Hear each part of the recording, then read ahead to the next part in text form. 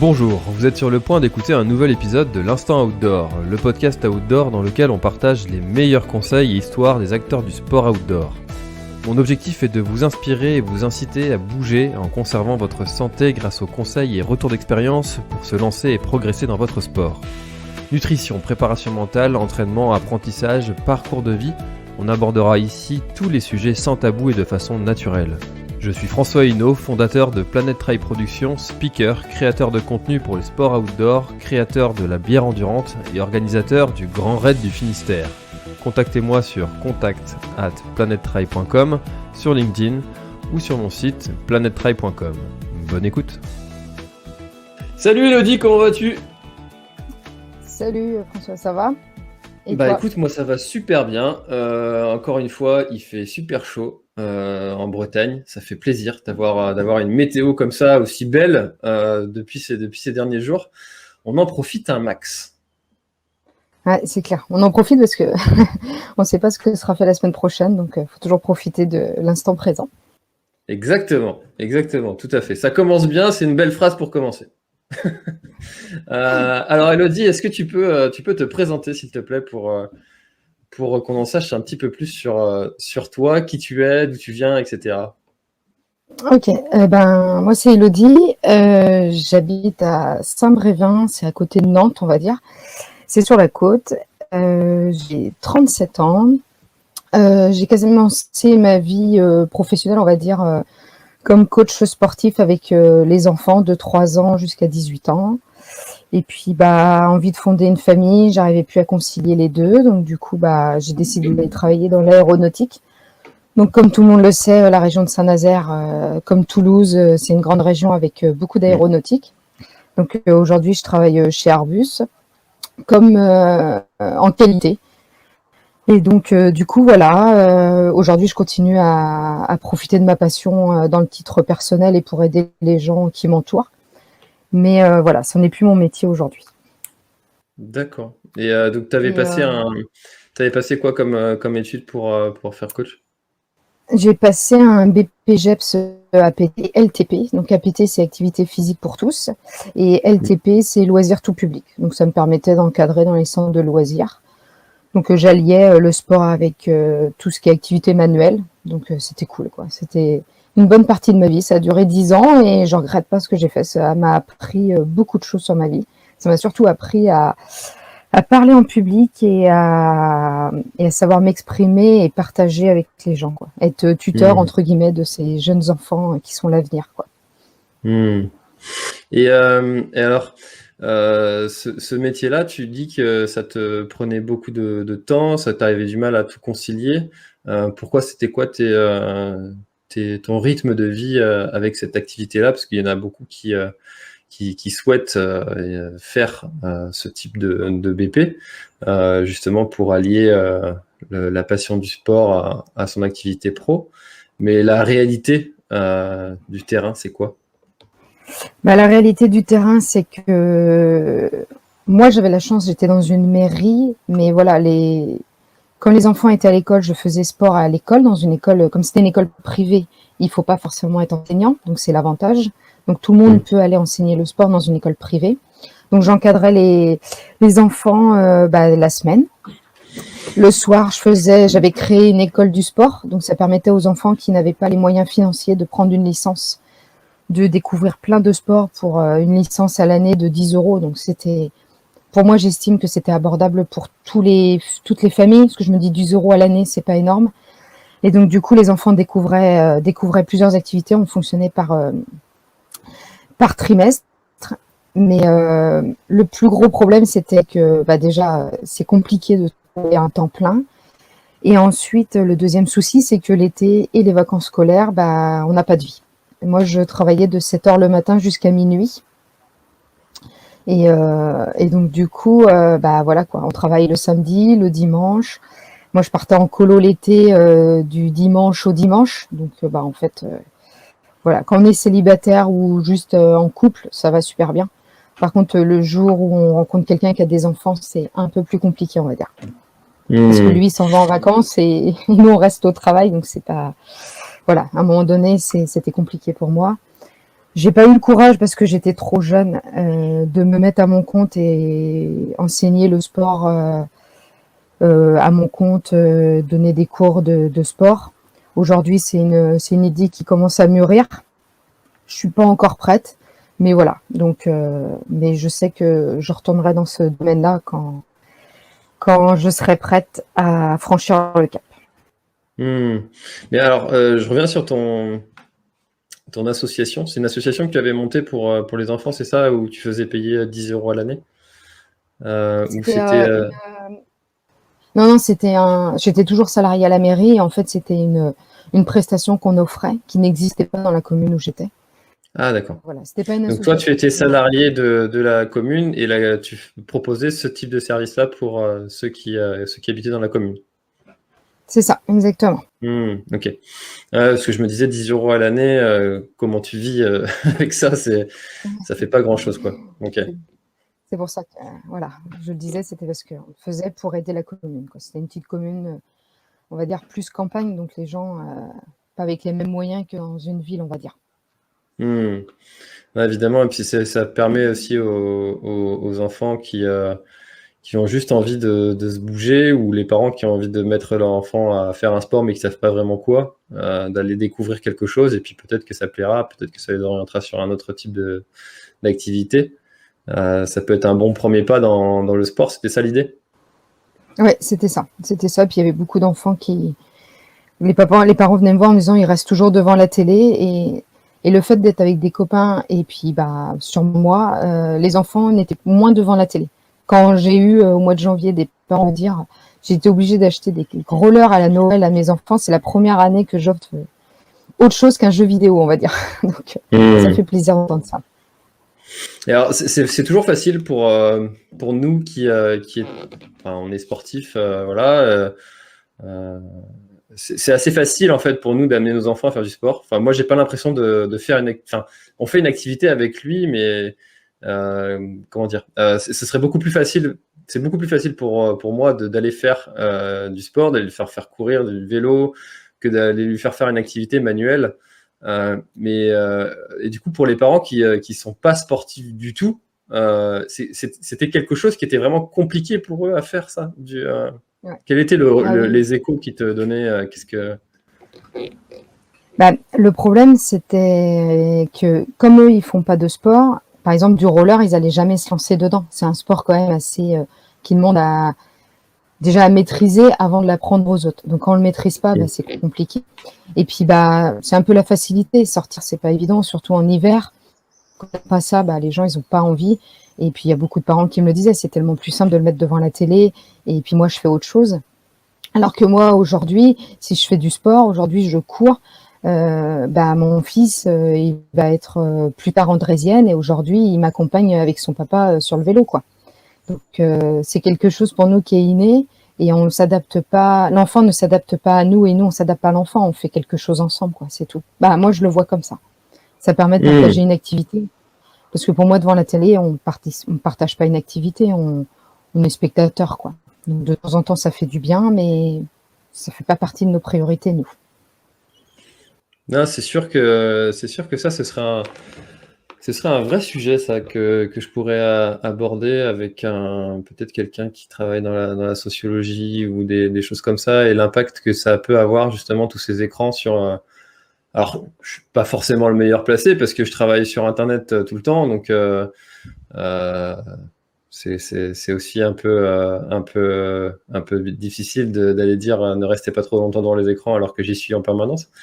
Mais du moins, pour les enfants, ça a un vrai impact, en fait, le fait d'y passer beaucoup trop de temps. Et maintenant, on le sait, hein, pourtant, mais ça reste toujours compliqué pour les parents qui ne sont pas sportifs de base de sortir, amener leurs enfants faire du sport, quoi. Mais c'est pas un réflexe, hein. Moi, je le voyais bien, hein, les enfants, ils s'extériorisaient énormément avec moi. C'était au point où certains, c'était pas terrible la façon de l'éducation, mais il y avait certains parents qui me disaient quand il est trop turbulent à la maison, bah, on lui dit t'iras pas au sport avec Elodie, quoi. Donc c'est que derrière, pour les enfants, c'était vraiment moteur, puis ils ont besoin de s'extérioriser. Donc moi, je le vois bien avec mon fils. Aujourd'hui, il a 15 mois. À 15 mois, il passe plus de temps dehors qu'à l'intérieur. Il ne supporte pas être à l'intérieur. Donc, est-ce que, parce que nous, on passe beaucoup de temps dehors, je sais pas, mais en tout cas, c'est le retour que j'ai de la crèche aujourd'hui, me disant, votre fils, dans la crèche, on a l'impression qu'il suffoque et que dès qu'il est dehors, il prend une bouffée d'air et il se sent beaucoup mieux, quoi. C'est évident qu'il y a une part de mimétisme envers les parents, c'est évident. Enfin, moi, j'en suis convaincu, et c'est vrai que si nous, on n'arrive pas à donner le bon exemple à nos enfants, qui va le faire à notre place, quoi. Bon, c'est souvent facile à dire, plus Il y facile a à des dire fois, qu'à faire. il y a des fois aussi, on a envie de se poser et puis de pas aller dehors. Ça, c'est sûr. On a tous des moments où se mettre devant la télé, c'est tellement plus simple, quoi. Bien sûr, je veux pas passer pour un moralisateur, parce que moi aussi, je passe du temps devant la patte patrouille. Et oui, je connais Chase, Marcus, Stella et toute la clique. C'est clair. Mais bon, voilà. Faut Ils savoir sont allier sympas, les deux. hein. Ils sont sympas, ça reste des chiens super-héros. C'est clair. Bon, alors Elodie, du coup, cette transition vers un autre métier, comment ça s'est passé? Pourquoi est-ce que tu t'es lancé dans la qualité aéronautique? Qu'est-ce qui t'a tiré dans cette Alors, activité-là? on va dire que j'ai pas du tout commencé dans les qualités. On va dire clairement, j'ai eu une éducation où on n'a pas tout de suite. Il faut bosser pour l'avoir. Et aujourd'hui, quand j'ai quitté, l'animation sportive, je suis allée dans les boîtes intérim et j'ai pris le premier travail qu'on me proposait. Et donc, le premier travail, c'était logistique dans l'aéronautique. Donc, ce que j'ai fait, j'étais chez un sous-traitant. Et puis, j'en ai eu un peu marre à un moment donné de mettre des pièces sans savoir où ça allait. Moi, j'ai besoin de faire pour comprendre et me faire quelque chose où j'y vois pas, ça va bien 5 minutes. Donc, j'ai décidé de reprendre mes études. Je suis partie en formation et je suis devenue monteur-ajusteur. Donc, monteur-ajusteur, c'est un métier où pour le schématiser, on a plein de pièces et on va percer, on va mettre des fixations et au final, ça va faire un avion. Et donc, du coup, je suis partie. J'ai fait ça pendant 3 ans. Je suis rentrée chez Airbus. Et puis, au bout de 3 ans, je me suis dit, je tournais un peu en rond et je me suis dit, qu'est-ce que je vais faire? Donc, j'ai repris un BTS en alternance. Et j'ai passé un BTS qualité chez SE. Et au bout d'1 an, j'ai repostulé sur un autre poste chez Airbus. Et maintenant, ça va faire 3 ans que je travaille en qualité aéronautique. Donc, voilà D'accord, mon donc évolution. ton quotidien, c'est de vérifier que les pièces sont de qualité suffisante quand vous les recevez pour qu'elles puissent être montées pour faire l'avion final, quoi. Alors, il y a cette partie-là, il y a aussi la partie, parce que, étant donné que nous faisons 90% de l'avion avec des êtres humains, tout être humain n'est pas parfait, aucun n'est parfait. Et donc, du coup, en fait, on est là pour contrôler leur travail, pas dire s'ils ont bien fait ou mal fait, c'est juste pour sécuriser notre client. Le jour où il monte dans l'avion, il est persuadé que l'avion a eu assez de contrôle et que l'avion est sûr à 100%. Donc, on contrôle tout ce qui est alésage, tout ce qui est erreur humaine et qu'on apporte une correction. Et donc, une fois que c'est réparé, on recontrôle pour être sûr qu'il n'y aura aucune incidence pour l'avion. Et tout ça, c'est des formations en interne que tu as eues avec Airbus? Non, je fais les formations en interne, il y en a quelques-unes, mais celle que je voulais faire et avoir un diplôme au bout, parce que je me suis dit si un jour Airbus s'arrête, on ne sait jamais, ou alors si moi j'ai envie d'aller vers un autre métier, pas un autre métier, un autre secteur d'activité, on va dire. J'ai préféré passer un BTS vague, comme ça, si demain j'ai envie de partir de l'aéronautique, je peux partir comme je veux. Donc du coup, j'ai fait un fonds GESIF et le fonds GESIF m'a permis d'avoir mon salaire comme si je travaillais, mais ça me permettait de faire mes études. Donc ça a duré 1 an, j'ai gardé mon salaire, j'ai perdu un petit peu, mais pour le bonheur que j'ai aujourd'hui, c'est rien. Ça a été 1 an de sacrifice, mais pour du bonheur. C'est vrai que c'est une vraie possibilité, ça, pour ceux qui souhaitent se reconvertir. Il y a quand même quelques accompagnements qui sont faits. C'est jamais évident, hein, la reconversion, mais on peut trouver des moyens pour y arriver de façon assez correcte. Quand même, en France, il y a des solutions. Donc c'est quand même plutôt chouette. Alors, ok, Elodie, est-ce que tu peux nous en dire un petit peu plus sur ta pratique sportive? Quel sportif tu es? Quel sport as-tu pratiqué depuis toute petite? Et puis, comment est-ce que tu en es venue à la pratique du trail? Alors, j'ai commencé le sport, toute petite, j'ai toujours été quelqu'un de très active, donc et par contre, j'avais des parents effectivement non sportifs, qui nous sont toujours non sportifs. Donc ça veut rien dire, hein. Quand on dit, si les parents font pas de sport, on peut toujours en faire. Mm. Donc du coup, moi, j'ai commencé par des activités, multisports, parce que je savais pas ce que je voulais et ça correspondait surtout aux horaires de mes parents, donc du coup, je faisais du multisport. Ensuite, je suis partie sur du judo, parce que le judo, me permettait de bien m'extérioriser et surtout, mes parents pouvaient m'emmener, comme mes parents travaillaient, donc du coup, voilà. Et puis je suis partie sur du basket, à 13-14 ans et puis, j'en ai fait jusqu'à l'âge de 20 ans. Le basket, c'est très bien pour apprendre à jouer ensemble, cohésion d'équipe, tout ce qui s'ensuit. Par contre, moi qui suis quelqu'un de assez perfectionniste avec moi-même, je demande pas aux autres d'être perfectionniste, mais par contre moi je le suis énormément avec moi-même. Et au basket, c'était compliqué à gérer puisque dès que je faisais une mauvaise passe ou un mauvais shoot, j'étais pas bien en stress pendant tout le match. Donc à 20 ans, j'ai décidé de allier course à pied et basket. Et donc, puisque course à pied, c'était que pour moi. Donc, en gros, si je franchis pas la ligne, je peux m'en vouloir qu'à moi-même et à personne d'autre. Et personne ne m'en voudra, puisque c'était mon objectif. Donc, du coup, j'ai allié les deux pendant 4-5 ans. Et puis, au bout de 4-5 ans, j'en ai eu marre du basket. Donc, j'ai arrêté le basket. Je me suis inscrite dans un club d'athlétisme dans la ville où j'habitais. Et j'ai rencontré beaucoup de gens et surtout des gens d'un certain âge parce qu'à l'époque, moi, j'avais 22-23 ans et je faisais partie des plus jeunes parce que c'était un petit club de campagne et la plupart du temps, les gens avaient 40, 50 ans, 60 ans. Et ces gens m'ont bien aidée. Franchement, j'ai été bien entourée. Ils m'ont bien conseillée. J'ai pas fait n'importe quoi avec mes entraînements, ni les compétitions que j'envisageais. Donc du coup, je me suis tellement sentie épaulée que j'ai continué. Et je suis passée du 5-10 km au semi pour finir par des marathons. Petite anecdote, quand je suis rentrée dans le club, la première question qu'on m'a posée, on m'a demandé c'était quoi mon rêve en course à pied. Et j'avais dit, à l'époque, c'était un marathon. Et il y a un monsieur qui m'a dit, ne fais pas de marathon avant 30 ans. Moi, j'en ai fait avant et je me suis... Et cette parole a résonné dans ma tête pendant longtemps.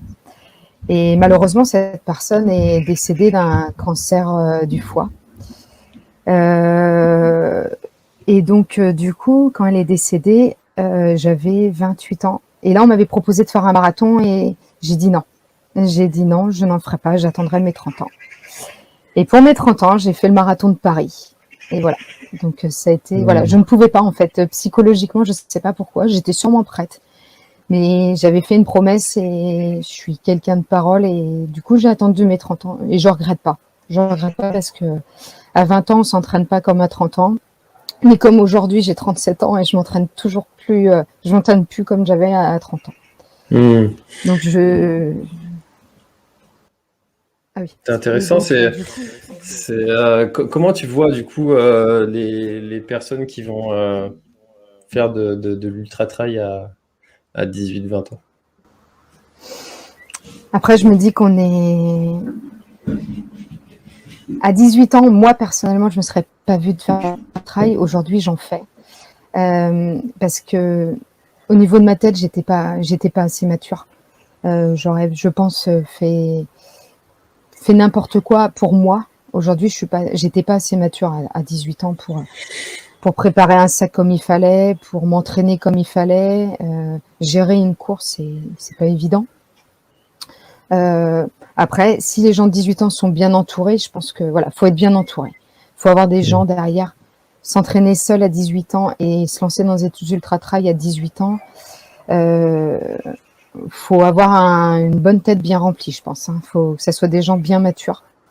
Parce que moi, j'en ai vu sur des 10 kilomètres venir à la course et avoir, comme on dit, un peu beaucoup bu la veille et faire un malaise cardiaque.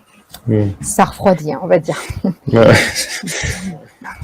C'est sûr que tu viens pas le dimanche matin sur un ultra comme tu vas faire le dimanche matin sur faire un match de foot avec l'équipe C de ton village.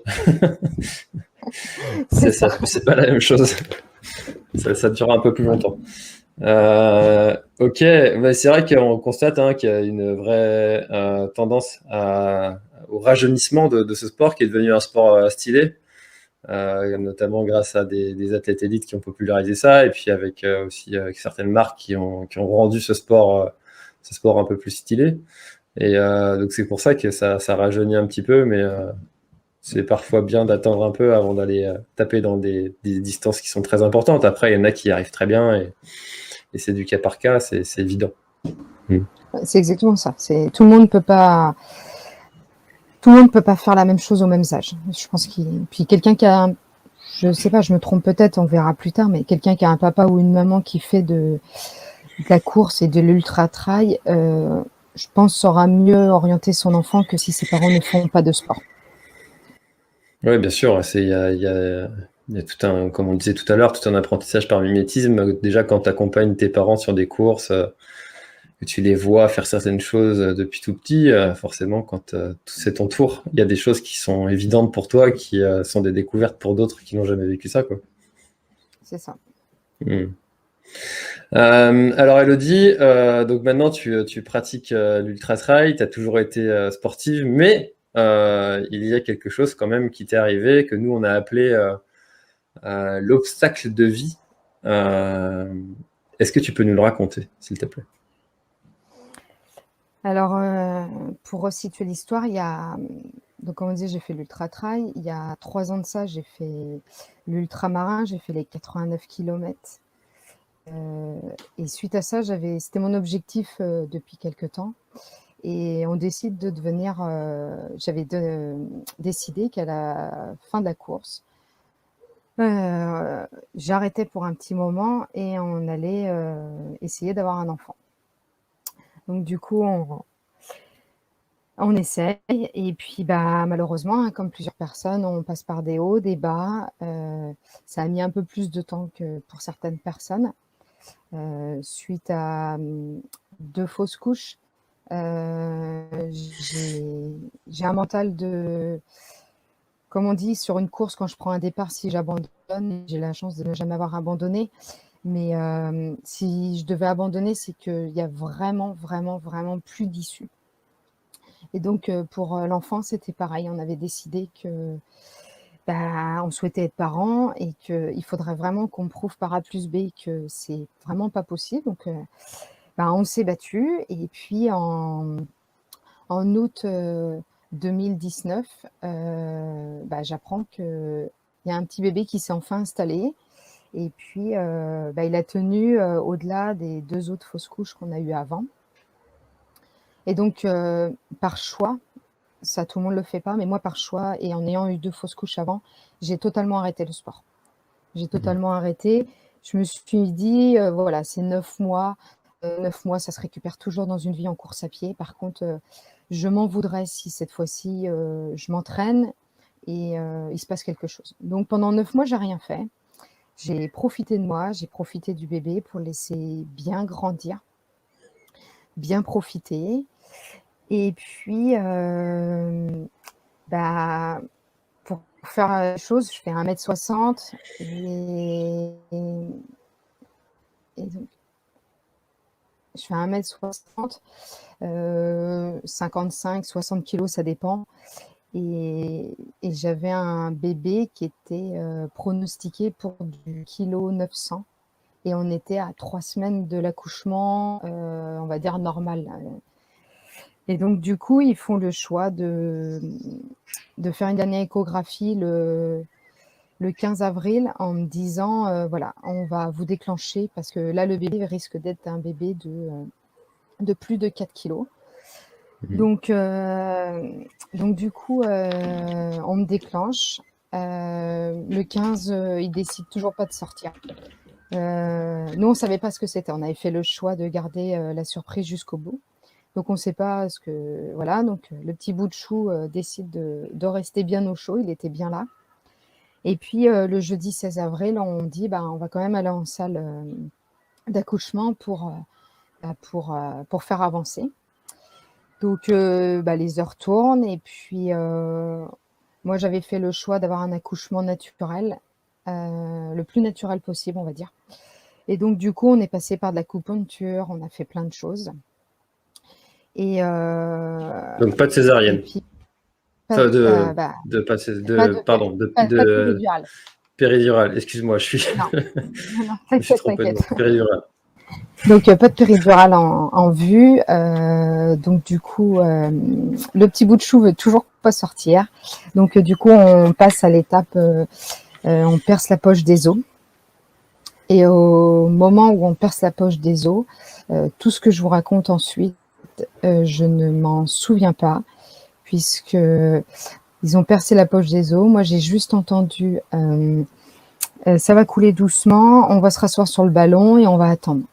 Et là, bah, c'est le noir jusqu'à un petit beaucoup d'heures après. Et la dernière phrase que j'ai dit à mon mari, c'était je respire plus. Et lui, c'est la dernière phrase qu'il a entendue de moi. À ce moment-là, donc tout ce que je vous raconte par la suite, c'est tout ce que les médecins, mon entourage m'a raconté.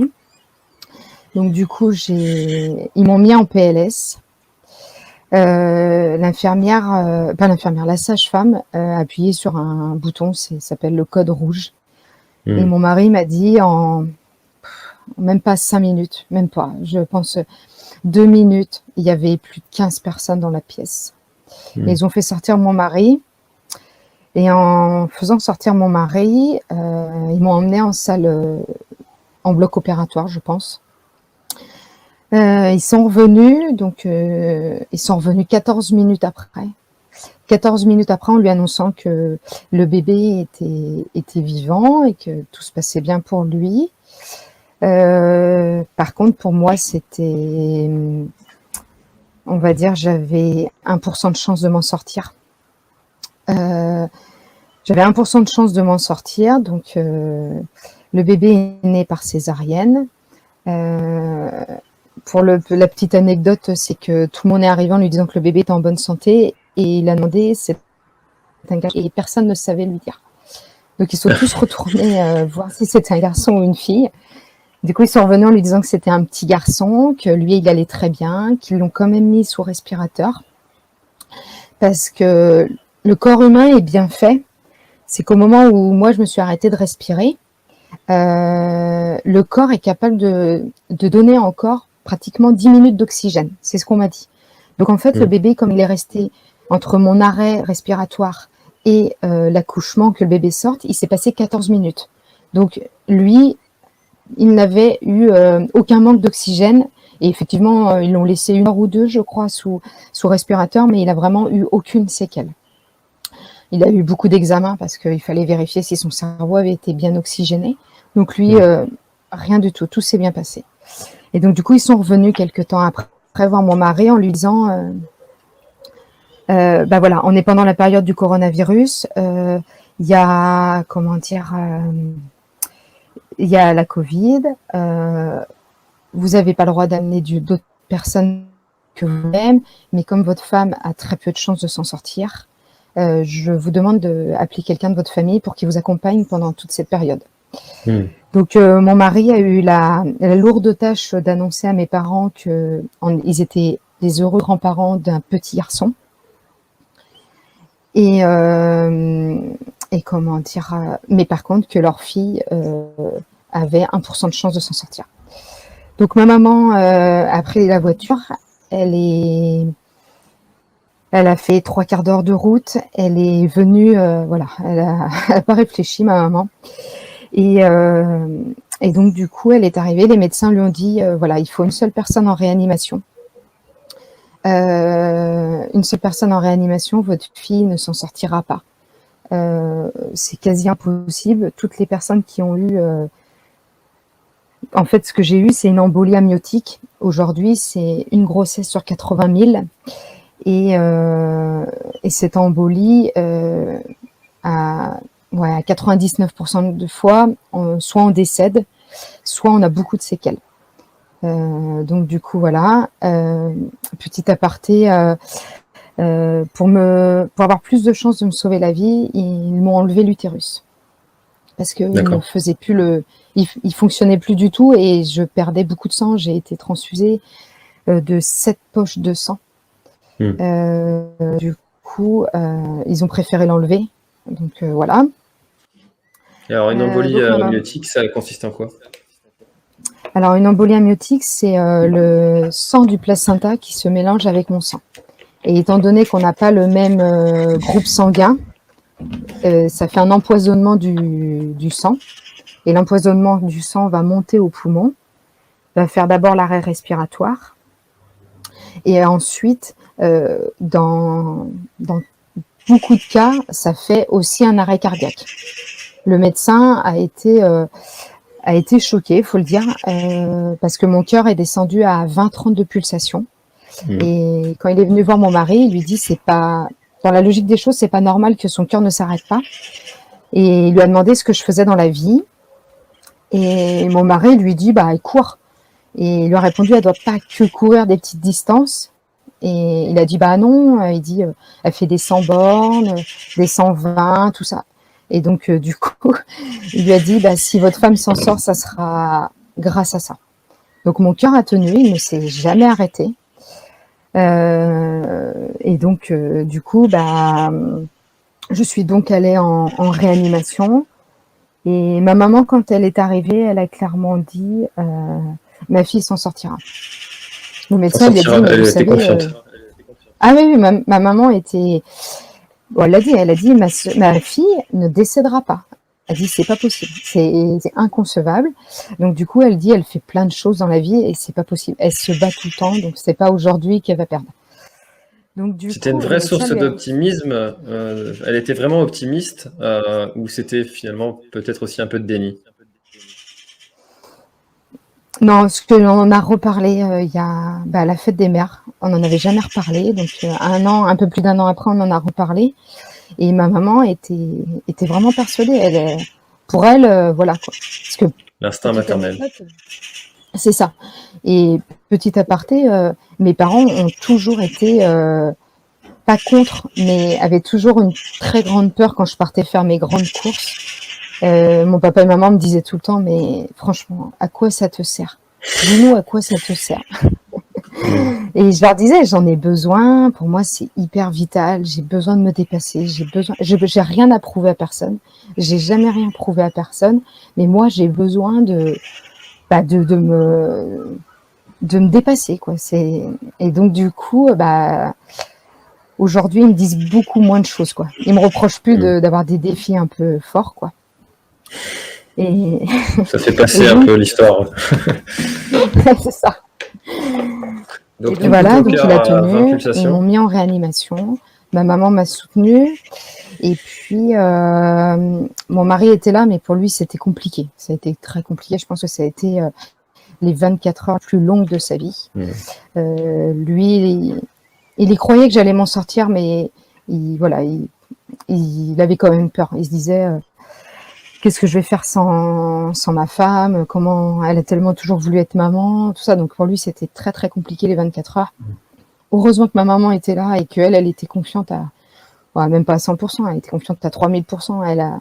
Elle a défié tout ce que les médecins pouvaient lui répéter tout le temps, quoi. Parce qu'ils lui disaient, ils lui ont dit, votre fille, si elle s'en sort, elle va s'en sortir, mais elle va rester au moins 6 jours, peut-être 1 mois, 2 mois, 3 mois. Il y a des gens qui sont restés 3 mois dans le coma.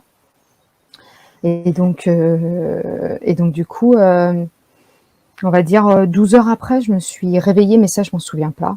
Je me suis réveillée et là, ils ont commencé à se dire, c'est bon. Elle va s'en sortir, mais par contre, elle va pas se réveiller tout de suite. Et puis, 24 heures plus tard, je me suis réveillée. Le réveil a été, on va dire, compliqué parce que ils l'ont pas fait méchamment, mais ils m'avaient mis des photos de mon enfant partout. Et moi, dans ma tête, je pensais qu'il était décédé. Parce qu'en fait, au réveil, on parlait que de moi. On disait, bah voilà ce que vous avez fait, une embolie amniotique, voilà tout ce qu'on vous a fait. Et moi, je pouvais pas parler parce que j'étais toujours intubée. Et la seule chose que je voulais savoir, c'est comment allait mon bébé, quoi. Et donc, ils me l'ont dit après. Ils disent, on vous l'a répété pendant tout votre coma, tout le temps que vous étiez en réanimation, on vous l'a dit que votre fils était bien, que tout se passait bien pour lui. Mais moi, ça, je m'en souviens, mais pas du tout. Je n'ai aucun souvenir de toutes ces 24 heures. Je me souviens juste m'être réveillée et d'avoir eu 10 personnes autour de moi. Donc, donc du coup, voilà. Donc, je me suis réveillée 24 heures plus tard. J'ai vu mon enfant quelques heures après mon réveil. Je l'ai vu une demi-heure, 1 heure. Je me suis rendormie. Et le lendemain, donc c'était le samedi. Le samedi, je demande à voir mon enfant et on me dit non parce que vous êtes sous morphine. Et donc morphine, c'est non. J'avais une petite et j'appuie jamais dessus. Je n'ai pas appuyé une seule fois dessus. Donc je me suis fait un peu rouspéter par des médecins en me disant c'est pas parce que vous appuyez dessus que vous allez devenir dépendante. Mais moi, j'en ressentais pas le besoin. J'avoue, aujourd'hui, j'ai beaucoup souffert. Mais voilà, c'était encore dans mon seuil de tolérance. Donc, ça a été dur entre la cicatrice, différentes autres choses qu'ils ont fait sur mon corps. Mais voilà. Et puis, le samedi après-midi, je me levais de mon lit et je suis allée prendre une douche. Donc, tout le monde a été un peu, un peu choqué parce que 24 heures après mon réveil, je me levais. Et le dimanche soir, j'allaitais mon fils comme si s'était jamais rien passé. Donc aujourd'hui, je sais que si je me suis relevée aussi vite, c'est parce que derrière, il y a un mental quand on court. Moi, j'ai jamais abandonné, je me suis toujours relevée. Et donc là, je me suis dit la même chose. Je me suis dit, tu peux pas laisser ton fils être j'avais du mal à me dire que ce soit d'autres personnes qui s'occupent de lui les premiers instants de sa vie. Donc, je me bougeais et puis voilà, quoi. Aujourd'hui, j'ai la chance que tout aille bien. J'ai revu le médecin qui m'a, pour moi, sauvé la vie parce qu'il a su faire les bonnes choses au bon moment aussi. Et il m'a clairement dit, sans la course, vous seriez plus là ou alors là, mais avec beaucoup de séquelles.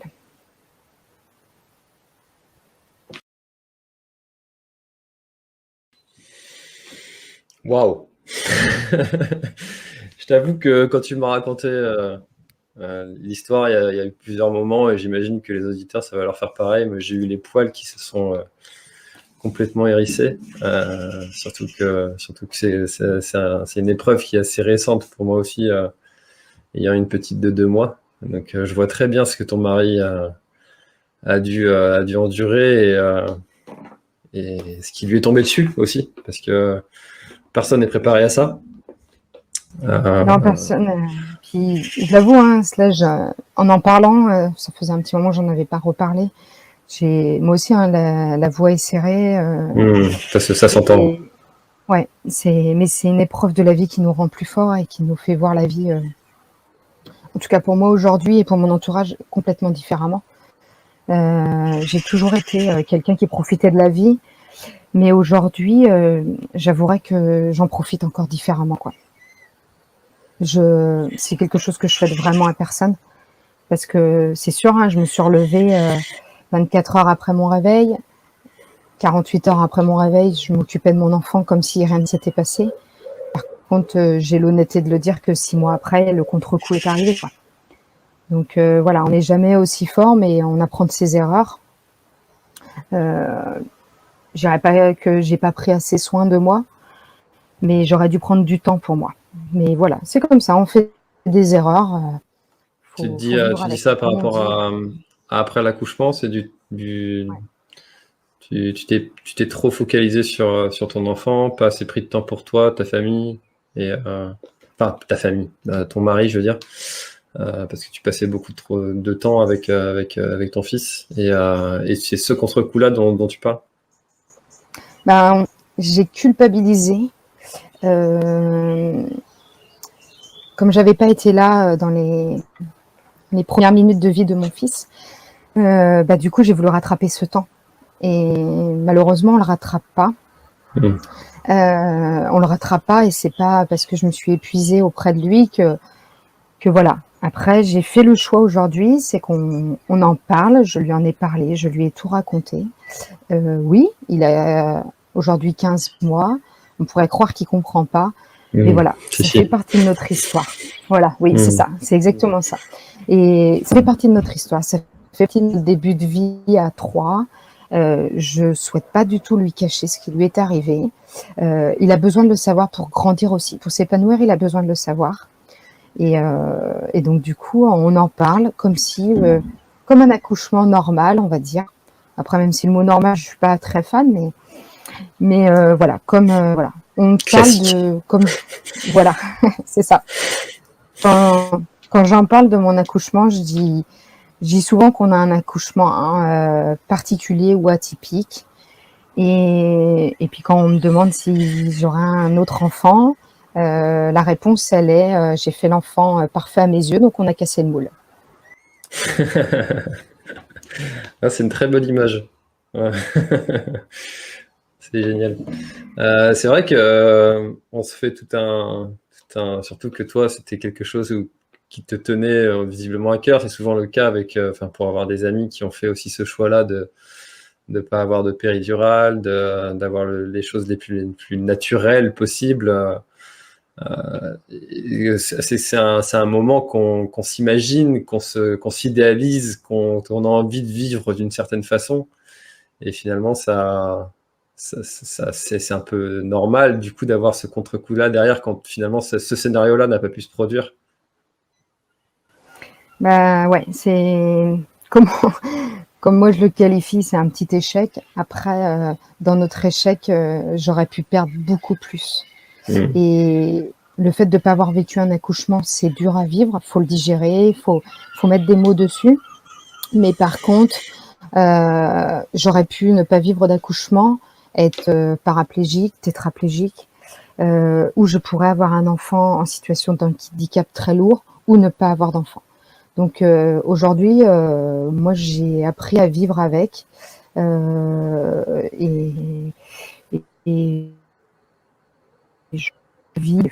j'ai beaucoup de mal. La première année, c'est compliqué, surtout quand les gens te demandent à chaque fois « alors l'accouchement, ça a duré combien de temps ?» machin. Voilà. Mais bon, c'est comme ça. Il faut bien se dire que c'est une petite épreuve sur combien d'années qu'il me restera partagé avec lui. Donc voilà.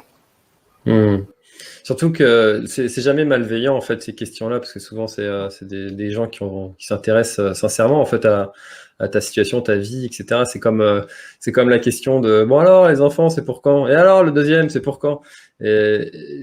Alors que toi t'essayes, tu galères et puis tu as envie de leur répondre bah écoute ça fait 2 ans là qu'on est en train de galérer.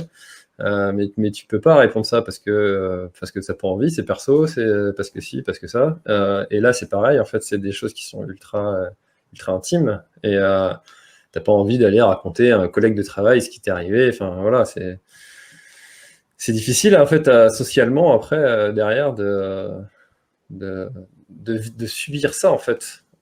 Ces questions-là, des gens, mais qui sont toujours bienveillantes, hein, mais qui te tombent dessus quand même, quoi. C'est exactement ça. Je l'ai connu pendant longtemps. Bah alors, quand est-ce que vous faites un enfant? Donc, du coup, il y a eu cette période-là. Aujourd'hui, on va dire que quand les gens me posent la question, surtout quand on me dit bah alors il fait ses nuits, je dis bah oui, j'ai la chance, c'est qu'il a fait ses nuits au bout d'un mois, machin. Ah ben c'est bien, tu vas être prêt pour en faire un autre. Et donc, alors tout dépend de la personne. Il y a des fois on va aborder le sujet. Moins en détail, mais on va l'aborder. Ou il y a des fois en disant pour l'instant c'est pas notre priorité. Et puis voilà. Il y a des gens qui, comme tu le dis, je pense pas qu'il y a des gens qui le fassent consciemment en voulant faire du mal aux gens. Je pense pas. Je pense pas que l'être humain est comme ça. Je sais qu'aujourd'hui, après toutes les épreuves qu'on a vécues, moi c'est une question que je ne pose jamais à personne, que je demande jamais quand quelqu'un commence à vieillir en lui disant comment c'est que tu n'as pas fait d'enfant, pourquoi tu n'as pas. Toi, ça, je la pose jamais parce que je sais ce que c'est pendant 1 an et demi d'espérer, d'avoir on va dire les émotions comme les montagnes russes, l'euphorie de tomber enceinte et puis 10 semaines après d'apprendre que ça n'a pas tenu. Voilà. Après, aujourd'hui, je pense que ça renforce les gens qui ont vécu malheureusement toutes ces épreuves, ne voient pas la vie avec leurs enfants pareil et ne voient pas la vie tout court pareil. Moi, aujourd'hui, je sais que la vie, je la vois complètement différemment qu'il y a 3 ans, quoi, par exemple. C'est le fameux ta deuxième vie commence quand tu te rends compte que t'en as qu'une. C'est ça, c'est exactement ça. Donc, et je pense que... Oui, vas-y. Je t'écoute, vas-y. Excuse-moi. Non, mais je disais que du coup, autour de moi, les gens voient la vie un peu différemment aussi, quoi. Je vois mes parents, ma petite sœur, sont des personnes qui positives de plus en plus. Et comme je leur dis, si ça, on le fait pas aujourd'hui, on le fera demain. Il y a pas, comme on dit, il faut pas reporter au lendemain, mais il y a des choses qu'il faut reporter au lendemain et profiter de l'instant présent, ça c'est clair. Donc voilà, c'est la seule chose que je peux dire aux gens. C'est vrai qu'il faut profiter de chaque instant. Le ménage, le travail, tout ça, ça passe bien après l'amour d'une famille, quoi. Si je m'en suis sortie, il y a le sport, je le cache pas. Il y a aussi l'amour de ma famille. Je veux dire, même si on est en réanimation, je pense qu'on le ressent, qu'on est aimé, qu'il y a des gens autour de nous qui souhaitent qu'on s'en sorte. Des gens de moi qui n'avaient jamais pleuré de leur vie. Et quand ils ont su que j'étais entre la vie et la mort, ils ont pleuré. C'est des gens qui sont durs, et qui sont vraiment durs. C'est des gens très durs que je connais depuis que je suis toute petite. Et d'apprendre ça, même moi au début, ça m'a fait du mal de me dire que j'avais fait du mal pendant 24 heures à des gens, mais complètement inconsciemment. Je l'avoue, hein, si j'avais à le choisir, j'aurais jamais vécu un accouchement comme ça. J'aurais fait une péridurale, même si c'était pas mon choix. Mais voilà, quoi, c'est comme ça. Ah bah c'est sûr, si on pouvait réécrire l'histoire, j'imagine qu'il y a tout un tas de coups de crayon que tu gommerais et puis tu les referais différemment. Exactement. Avec un scénario comme ça. Et ton mari, dans tout ça, comment est-ce qu'il a vécu l'après? Est-ce que toi, tu as dû aussi, je sais pas, l'accompagner, ou est-ce que ça a été l'inverse? C'était lui plutôt le soutien? Parce que tu dis que ça a été quand même très dur pour lui pendant les 24 heures où tu étais entre la vie et la mort. Mais alors, je vais dire que pour lui, je sais pas, il a un cerveau qui est top parce que il n'a pas oublié ce qui s'est passé pendant les 24 heures. Mais au moment où je me suis réveillée, tout s'est arrêté. Pour lui, ça s'est arrêté. Le malheur s'est arrêté. C'était que du bonheur après. À mon réveil, que tout allait bien, que j'étais en très bonne santé. Pour lui, ça s'est arrêté là. Et il a vécu le reste tranquillement. Aujourd'hui, il en parle. Quand il parle des 24 heures d'attente, aujourd'hui, ça va mieux. Au début, il avait les larmes qui venaient aux yeux. Mais aujourd'hui, lui, le vit très bien. Moi, aujourd'hui, il m'accompagne. Il a fallu qu'il comprenne. Ça n'a pas été évident parce que ce que j'ai vécu est complètement abstrait pour tout le monde, pour moi-même aussi. Aujourd'hui, j'ai mis des mots sur ce qui m'est arrivé et on avance. On avance. Il faut se faire entourer, il faut se faire accompagner, que je dis. Et j'ai mis, j'avoue, hein, j'ai mis un an, un peu plus d'1 an pour comprendre qu'il fallait que je me fasse accompagner et que ces 24 heures pour quelqu'un qui croque la vie à pleines dents depuis très longtemps, ont été vraiment un traumatisme pour moi parce qu'il me manque, on va dire, les 24 heures plus belles, les 24 heures, les meilleures d'une vie d'une maman, quoi. Et celle-ci, il me les manque. Après, on va vivre avec. Mais voilà, mon mari aujourd'hui m'accompagne là-dedans et me soutient de plus en plus dans tout ce qui est reprise du sport, parce que j'en ai eu besoin, parce qu'il a fallu avoir un exutoire à un moment donné. Et puis voilà, aujourd'hui, il comprend et il a plus peur pour moi. Il voit bien que ma santé, elle est revenue nickel. Donc voilà, il m'accompagne dans tout ça. Je sais pas si c'est caractéristique aux hommes et aux femmes, mais c'est cette différence de fonctionnement, mais je me reconnais un petit peu aussi dans ce fonctionnement-là tu fais reset, et puis hop, t'avances comme ça.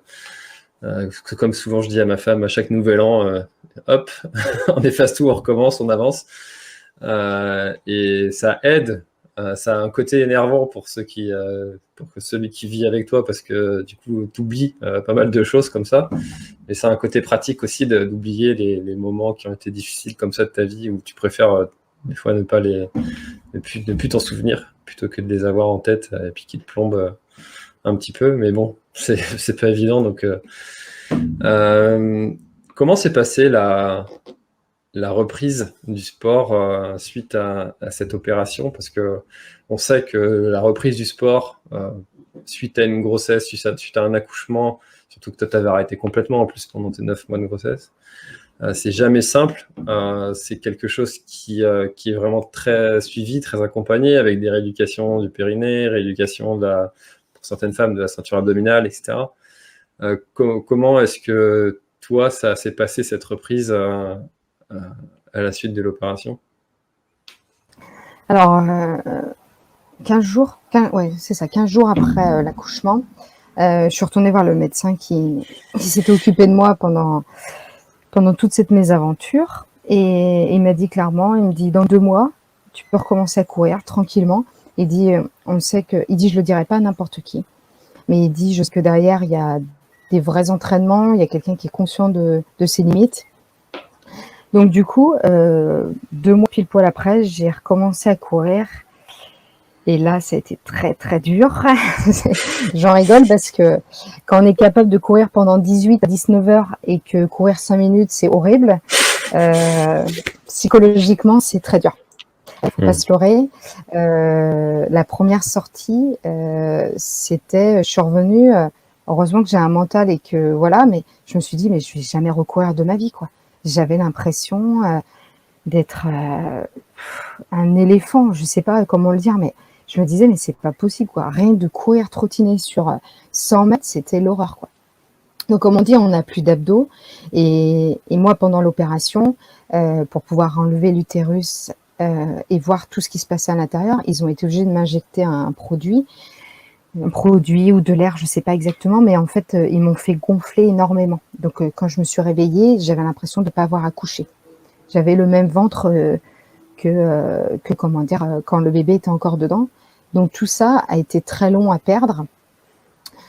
Donc, il y a ça aussi à gérer parce qu'on se revoit plus pareil dans le miroir. Donc, le sport faut faire attention parce que le sport devient une obligation pour retrouver le corps qu'on avait. Mais on peut pas faire n'importe quoi parce qu'il y a une cicatrice. Il y a à l'intérieur, tout a été bien chamboulé parce que moi, ils ont vraiment bien chamboulé tout l'intérieur.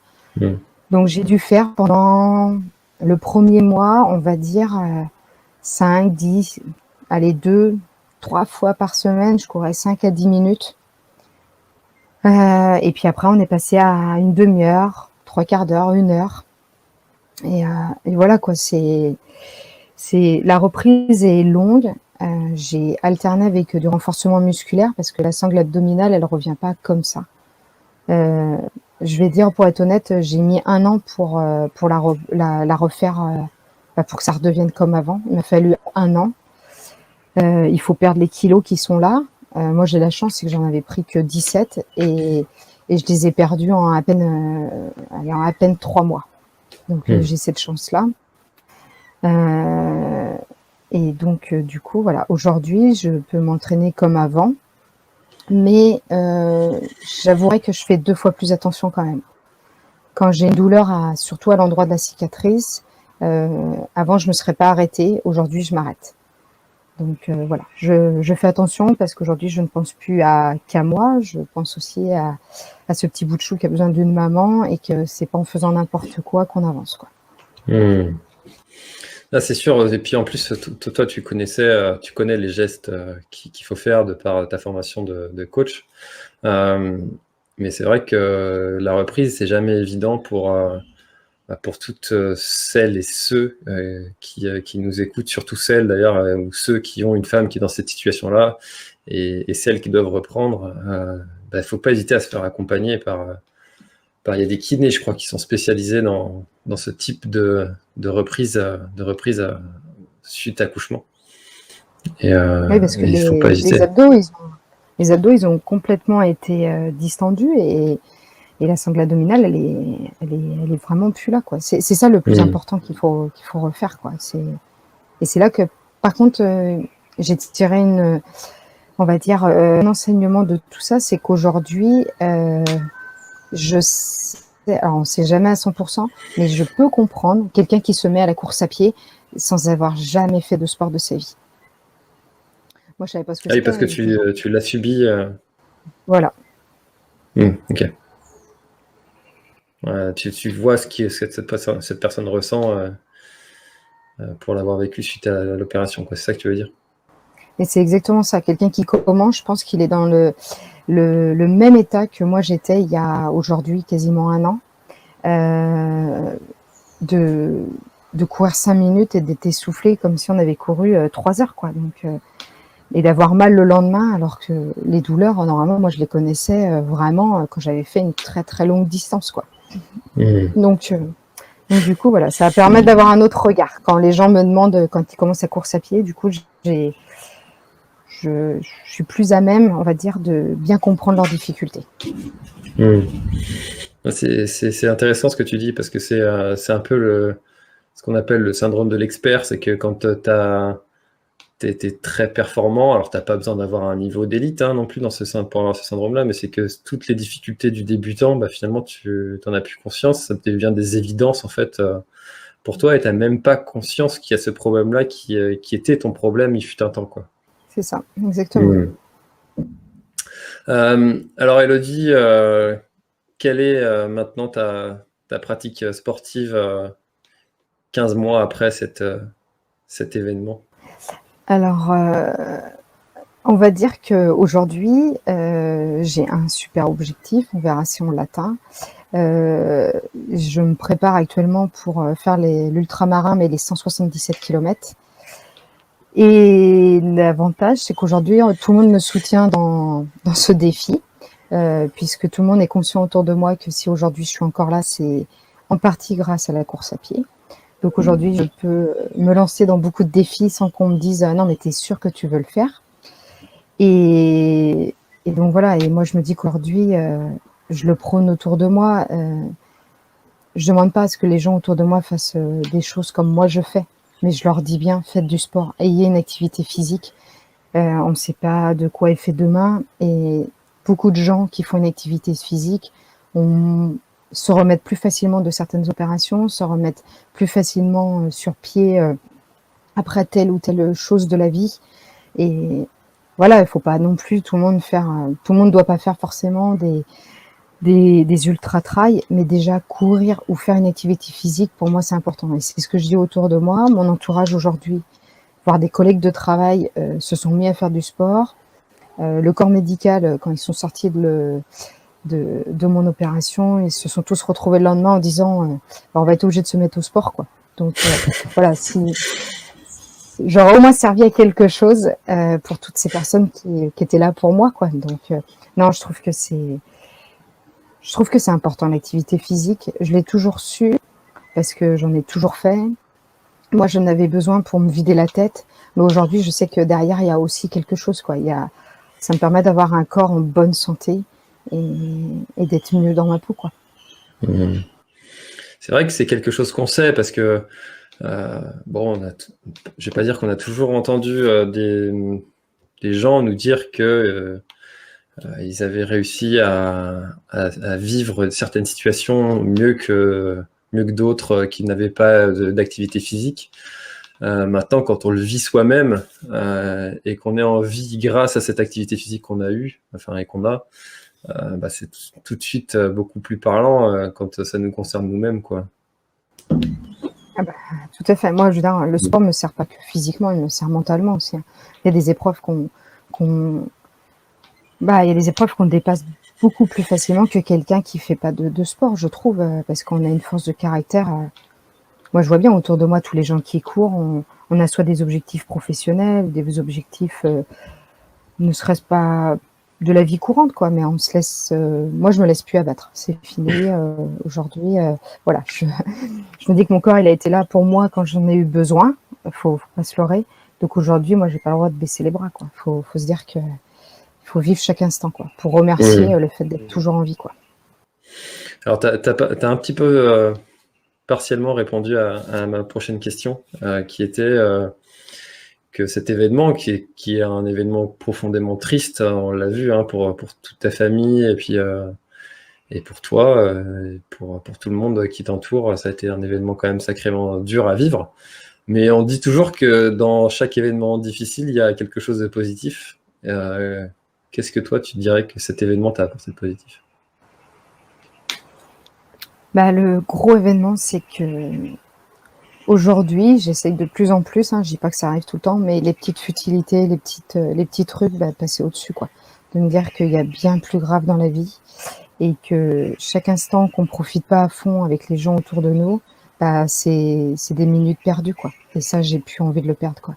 Je me dis que j'ai envie de partager un maximum. La preuve, c'est qu'aujourd'hui, avant, je m'entraînais seule. Aujourd'hui, je m'entraîne avec mon fils et mon mari, quoi. Alors, on va pas dire que c'est chaque sortie comme ça, mais il y en a beaucoup de comme ça et ça me fait du bien. Ça fait du bien aussi pour se dépasser, parce que des fois, quand on est tout seul, on a des petits coups de mou. Quand on est à trois, bah, bizarrement, on a moins de coups de mou. On va faire des choses beaucoup plus, voilà. Et puis, ouais, c'est ce que je dis tout le temps, hein.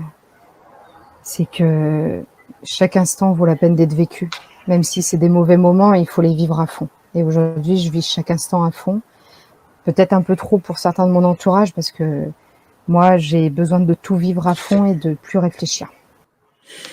Là, c'est sûr que c'est, encore une fois, hein, c'est quand on a vécu des choses difficiles, qu'on se rend compte qu'on n'a qu'une vie, qu'il faut profiter, que ci, que ça. C'est toujours très facile à dire, mais à appliquer, c'est une vraie difficulté pour beaucoup de personnes. Et à se le répéter quotidiennement, de choisir ses combats, de laisser certaines futilités de la vie de côté pour profiter vraiment des vrais instants. C'est pas toujours simple à appliquer quotidiennement. Non, je dirais même que ça m'a permis. On se dit tous, on s'est tous fâchés avec des gens. On s'est tous. Déjà, il y a personne qui s'est jamais fâché avec quelqu'un. Mais aujourd'hui, si je me fâche avec quelqu'un, ça dure jamais très longtemps parce que j'ai pas envie de partir et que la personne culpabilise en se disant merde, on s'est fâché, on est parti sur une fâcherie et j'ai vraiment plus envie de ça. Et la preuve, c'est qu'aujourd'hui, il y a plein de gens de mon entourage que je ne voyais plus et que bah je sais pas si c'est le fait d'être devenue maman, si c'est l'épreuve qui m'est arrivée, mais en tout cas aujourd'hui, j'ai revu des gens que j'avais pas vus depuis 10 ans et je suis contente de ce que j'ai fait. Refaire le premier pas et pas se poser de questions. Qu'est-ce que ça va changer? C'est toi qui il y avait une fâcherie, on s'est engueulé, mais faut pas rester là-dessus, quoi. Je me dis que non, bah, faut pas faire ça. Si on a été amis pendant des années, c'est pas un truc qui fait que ça doit changer notre amitié, quoi. Donc, Souvent que, en plus, 10 ans après, chaque personne a évolué et puis a grandi et puis a mis son mouchoir par-dessus ces petits problèmes-là, qui étaient souvent que des petites choses futiles. c'est clair. Alors Elodie, on arrive déjà à plus d'1 heure. C'est passé très très vite cet échange. Oui. Est-ce que, alors ça va être difficile de répondre à cette question-là de la manière dont je la tourne habituellement. Je vais essayer de la formuler différemment pour ton histoire, parce que d'habitude je pose la question de est-ce que tu as un conseil à apporter aux personnes qui sont dans la situation dans laquelle tu es, pour des gens qui ont eu des maladies, des déprimes, des choses comme ça. Là, dans ton cas, ce serait un peu compliqué de répondre. Maintenant, je pense que ton expérience peut peut-être aider des mamans qui seraient peut-être enceintes en ce moment, ou qui auraient eu un accouchement difficile et qui auraient eu du mal à l'accepter, à le vivre. Qu'est-ce que ton histoire t'a apporté et que tu pourrais donner comme conseil à ces personnes qui seraient dans cette situation-là, pour aider à surmonter ce moment-là? J'aurais envie de dire, et c'est quelque chose que je fais aujourd'hui, mais que je n'ai pas fait au tout début, c'est qu'on n'est jamais seul. Et il faut savoir demander de l'aide. Ça, c'est la chose que... Alors, comme on dit, Je vis pas avec des remords, je vis avec des regrets, donc je regrette de ne pas l'avoir fait dans les semaines qui ont suivi l'accouchement. Aujourd'hui, je le fais. On n'est pas parfait, on apprend de ses erreurs, mais c'est clair que on devient maman, mais pour que l'enfant il grandisse bien et épanoui, il faut que la maman aille bien. Donc pour que l'enfant il évolue bien, il faut que la maman soit prête à recevoir toutes les émotions d'un enfant, toutes les émotions qui vont aller autour. Et donc il faut penser à soi. Et je ne l'ai pas fait au début, aujourd'hui je le fais. Je prends, allez, on va dire 3 fois par semaine, voire 4. Je prends 1 heure ou un peu plus d'1 heure pour moi, je vais courir. Donc les gens qui courent pas ou qui font un autre sport, mais il faut prendre du temps. Le papa, il est là. Le papa, le conjoint, la conjointe, peu importe, les gens sont là. Et il faut savoir. Et l'enfant a besoin des 2 parents et pas d'un seul. Donc le jour où malheureusement on plonge, c'est trop tard. Donc se faire accompagner, c'est pas parce qu'on laisse notre enfant 1 heure ou 2 qu'il va être malheureux. Hein. C'est pas du tout ça. Hein. Il le verra quasiment pas qu'on est parti. Donc ouais, faut prendre soin de soi. Aujourd'hui, moi je le fais. Je m'oblige à le faire. Je l'ai imposé à mon entourage, parce que je le dis, parce qu'avant je l'ai jamais demandé. Aujourd'hui, je l'ai imposé et tout le monde est content que je le fasse. Parce que du coup, eux passent du temps avec mon enfant. Donc voilà, ça m'a appris à penser un peu à moi, chose que j'avais jamais fait avant. Et quand tu dis se faire accompagner, tu es aussi accompagné psychologiquement par des psychiatres, psychologues qui t'aident à traverser ça ou pas? Alors pendant la maternité, parce qu'on est resté 7 jours à la maternité, il y a une psychologue qui est venue. À ce moment-là, elle était plus en aide pour mon mari parce que moi, tout n'avait pas assez mûri dans ma tête pour que j'en parle. Aujourd'hui, je me fais plutôt accompagner avec une méthode qui va m'aider à transformer le traumatisme en souvenir. Parce qu'aujourd'hui, je passe pas une journée sans penser à cet accouchement et je n'ai plus envie. Je veux y penser quand moi j'ai décidé d'y penser et pas quand mon cerveau a décidé d'y penser.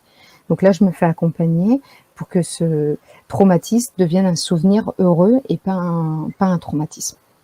Donc voilà, c'est sur plusieurs séances. Et c'est de l'hypnose ou c'est... Ça s'appelle EDMR. C'est une méthode. Ouais, c'est une méthode qui permet au cerveau de se reconnecter et de transformer ce traumatisme en souvenir. Donc voilà. Et du coup, je le vis beaucoup mieux. C'est beaucoup plus simple pour moi à vivre. C'est des méthodes de programmation un peu du cerveau. C'est ça. Un peu style PNL ou... C'est un peu dans la même thématique. La PNL, j'avais commencé depuis l'accouchement. Je me documente beaucoup sur tout ça. Mais du coup, ça, c'est quelqu'un qui t'aide à reprogrammer ton cerveau. Parce que ça, c'est une chose qu'on ne peut pas se faire soi-même. Et du coup, il va te donner tous les moments qui sont, par exemple, on va dire des trous noirs ou quelque chose. Il le fait aussi pour des gens qui ont subi de l'harcèlement, un viol. Et du coup, les gens, ça reste un traumatisme. Et du coup, il aide la personne à... On l'efface pas, ça s'effacera jamais tout ce qui nous est arrivé, mais par contre, quand on y pensera plus en quelque chose de positif que quelque chose de négatif. D'accord. C'est intéressant, ça, si cette méthode, si ça a des résultats, c'est évidemment à conseiller, à recommander à tous ceux qui ont subi des traumatismes, quels qu'ils soient. Je connaissais pas le DMR, donc je vais regarder. Moi, je l'ai découvert en discutant avec plein de personnes, et il y a une personne, elle m'a dit, mais essaye. Elle dit, moi, je l'ai essayé pour la confiance en soi, et ça a marché. Donc, voilà. Donc, on verra. De toute façon, comme on disait, comme je dis souvent, c'est qu'il n'y a pas un seul chemin pour aller au même endroit. Et puis, une méthode qui va fonctionner pour quelqu'un fonctionnera peut-être pas pour une autre, mais il faut essayer. Et c'est chouette si toi, tu as trouvé ta méthode. Et c'est vrai qu'il y a plein de courants, de choses à essayer comme ça, qui sont pas forcément intuitives aussi, où ça demande des fois de lâcher un peu prise, de se dire, bon, allez, de faire un peu abstraction de ses croyances et puis des fois cartésienne un peu, où tu te dis, bon, c'est bon, son truc de you là, il va m'hypnotiser en faisant tourner son truc là, et en fait, ça fonctionne. Non, c'est clair, après, il faut avoir une ouverture d'esprit. C'est ça. Moi, je l'ai toujours eu, je l'ai de plus en plus, parce que, en fait, moi, mon traumatisme, je peux pas en parler, puisque c'est un trou noir, donc on peut pas parler du traumatisme. Quelqu'un qui s'est fait violer, parfois le cerveau aussi se déconnecte. Donc en fait, les personnes violées savent ce qui s'est passé avant et après, mais pendant ce qui s'est passé, le cerveau s'est déconnecté. Parce que le cerveau est intelligent, comme on peut le dire, et il sait arrêter certaines choses pour qu'on n'ait plus ce souvenir. Mais ça se transforme quand même en traumatisme, malheureusement, quoi. Super, bah écoute, donc EDMR, tous ceux qui nous écoutent, essayez de vous renseigner sur cette pratique-là si vous aussi vous en avez peut-être besoin. Alors Elodie, est-ce que tu aurais quelque chose à ajouter? Est-ce qu'il y aurait un message que tu aurais envie de faire passer? Est-ce que tu aurais... Bref, c'est ton moment, tu peux parler de ce que tu veux. Ben, j'aurais juste envie de dire aux gens de profiter de la vie et profiter des gens qui vous aiment et que vous aimez. Pour moi, c'est le principal des choses, quoi. C'est hyper important. La vie est trop courte. Moi, elle a failli s'arrêter à 37 ans et je pense j'ai fait à peine la moitié de ma vie, du moins je l'espère. Donc, ouais. C'est tout le mal qu'on te souhaite. Voilà. Eh ben, merci beaucoup, Elodie, d'avoir partagé ton histoire, qui est une vraie belle histoire, très touchante. Je crois que c'est la première fois que j'ai des frissons sur un épisode, parce que je suis assez blindé aussi, quand même, avec toutes ces années de pompier derrière moi. Et ton histoire m'a beaucoup touché. Voilà, merci beaucoup de l'avoir partagé en toute sincérité. Merci à toi de me permettre de partager mon histoire aussi. C'est gentil. Avec grand plaisir, avec grand plaisir, vraiment. Merci. Si jamais vous avez un message à faire passer à Elodie, n'hésitez pas à me l'envoyer, je le transmettrai avec grand plaisir. Et puis encore une fois, merci beaucoup Elodie pour ce moment de partage et de ton histoire. Je te souhaite vraiment beaucoup de joie et de bonheur avec... c'est Noah, c'est ça? Non, c'est Gabin. Gabin. Ah, je ne sais pas pourquoi Gabin. Je dis Noah. Ça n'a rien à voir en plus avec... Gabin, comme mon neveu. Ouais. Comme mon neveu, ça doit être une flèche. Ah, ouais, exactement. J'en ai qu'un seul, mais... Gabins. Ah oui, il est très... J'en connais deux autour de moi et il y a dont un, il te referait ton salon en cassant tous les murs avec une paire de ciseaux, quoi. Pas de problème. Alors, c'est exactement ça.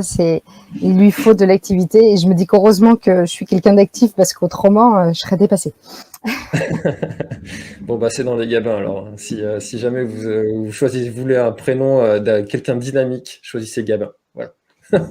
C'est ça, exactement. Bon, eh ben, écoute, merci beaucoup de joie à toi, à ton mari, à Gabin, à toute ta famille, et puis à bientôt, peut-être sur l'ultramarin en 2022. 2022, ouais, j'espère, on verra bien. Génial. Merci beaucoup et je souhaite plein de bonheur à tout le monde. Allez, à bientôt, merci Elodie. Bye. À bientôt. Merci d'avoir écouté cet épisode de l'Instant Outdoor. J'espère qu'il vous a plu. Si c'est le cas, et même si ce n'est pas le cas, abonnez-vous pour ne rater aucun épisode. Parlez-en autour de vous et laissez-moi un commentaire sympathique sur Apple Podcast, c'est ce qui m'aide le plus à remonter dans les classements. N'hésitez pas non plus à le partager à chacun de vos contacts dans le sport. Chaque nouvel auditeur intéressé est une victoire. Si vous avez besoin d'un speaker pour votre événement, d'un contenu pour votre marque, d'une bonne bière artisanale bretonne, d'infos sur le Grand Raid du Finistère, n'hésitez pas à me contacter à l'adresse contact@planettrail.com. À bientôt!